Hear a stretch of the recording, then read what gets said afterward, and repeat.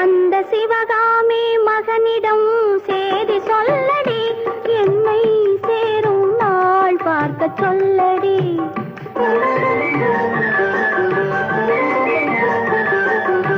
அந்த சிவகாமி மகனிடம் சேதி சொல்லடி, என்னை சேரும் நாள் பார்க்க சொல்லடி.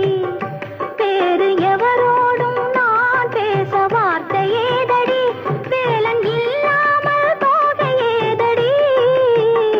வேறு எவரோடும் நான் பேச வார்த்தை ஏதடி, வேலன் இல்லாமல் போக ஏதடி.